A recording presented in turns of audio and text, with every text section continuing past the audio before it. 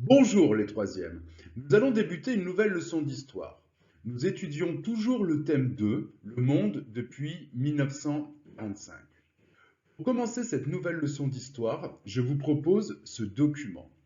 Il s'agit d'une pièce de 2 € qui représente la princesse Europe et le roi des dieux, Zeus, sous l'apparence d'un taureau. En effet, Europe est une princesse phénicienne. Zeus désire la séduire. Pour cela, il prend l'apparence d'un taureau et dépose Europe sur une île de Grèce qui s'appelle la Crète.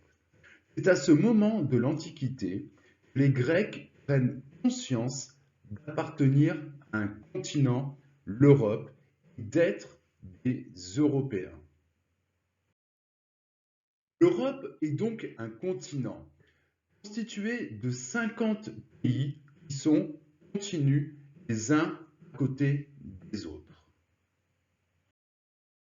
Et l'Europe est aussi une union économique et politique.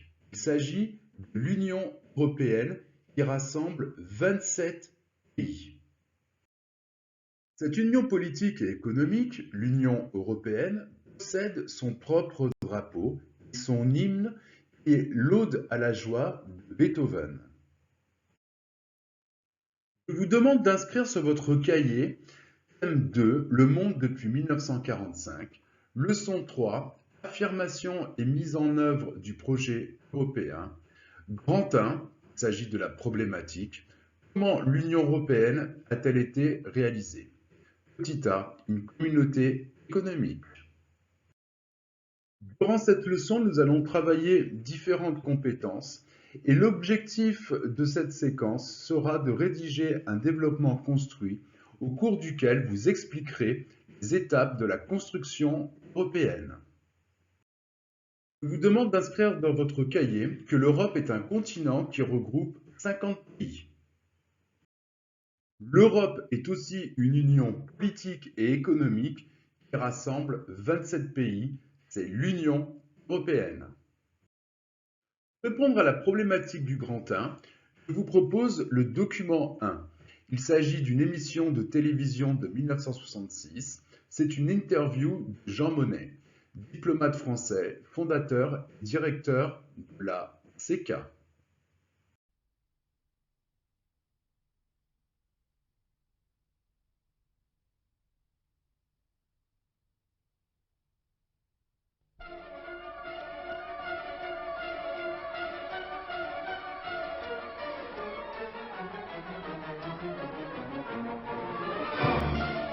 Ce jour-là, un train chargé de ferraille et de minerais traverse la frontière entre le Luxembourg et la France.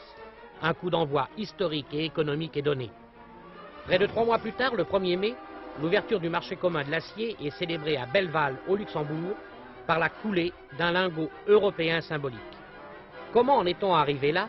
Quels sont les hommes qui ont permis la naissance et l'adolescence de la communauté européenne du charbon et de l'acier, cette communauté, la CECA, dont on a fêté avant-hier le 15e anniversaire?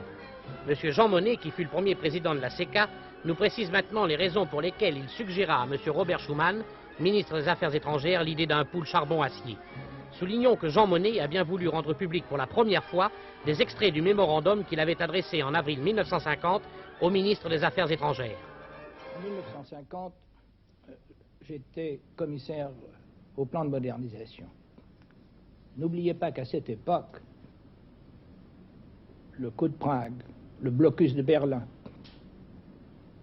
la guerre froide étaient à nos portes.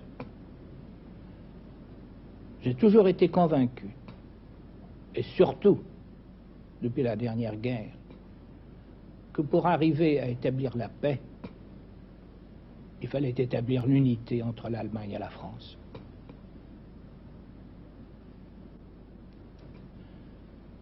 Cette unité était difficile. Comment le faire?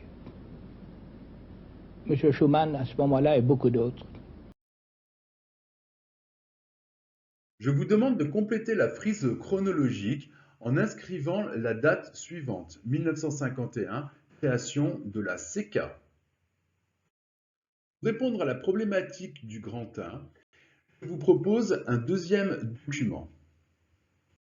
C'est un document très important. Il représente un événement fondateur de la construction européenne. Sa date de réalisation est une date repère du brevet, date à connaître par cœur. Je vous demande d'analyser le document 2 et de répondre aux questions suivantes. Elles sont présentes dans la fiche d'activité déposée dans Pronote. Après avoir répondu aux différentes questions, je vous propose d'inscrire dans la frise chronologique la date suivante, 1957, traité de Rome, naissance de la CEE, Communauté économique européenne.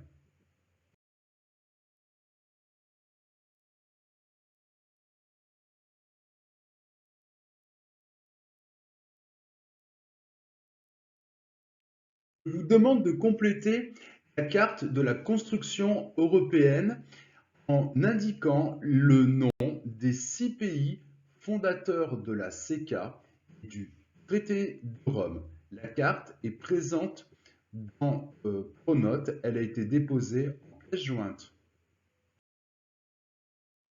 Face à la carte ou sous la carte, vous complétez la légende. Grand 1, communauté économique et politique. Vous prenez un crayon de couleur rouge et vous réalisez le figuré de surface suivant, rectangle rouge. Le rouge doit être foncé, appuyé. Puis, vous coloriez sur la carte les 6 pays fondateurs de la CECA et signataires du traité de Rome. Le rouge doit être le même rouge foncé, la même intensité que celui du figuré. Vous indiquez ensuite les noms de ces 6 pays sur la carte. Si vous n'avez pas de place pour indiquer un nom de pays, vous faites un petit numéro et vous complétez la légende.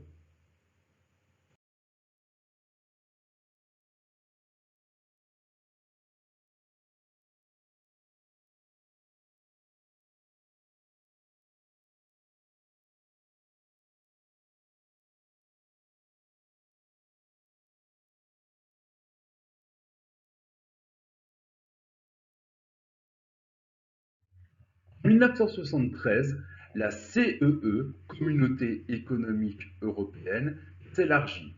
L'Irlande, le Royaume-Uni et le Danemark la rejoignent. Vous indiquez sur la carte de la construction européenne leur nom et du même rouge que vous avez utilisé, mais vous n'appuyez pas, vous utilisez le même rouge mais de façon claire, et bien vous coloriez donc ces pays. Irlande, Royaume-Uni, Danemark. En 1981, la Grèce rejoint également la communauté économique européenne. Pareil, vous la coloriez en rouge très clair.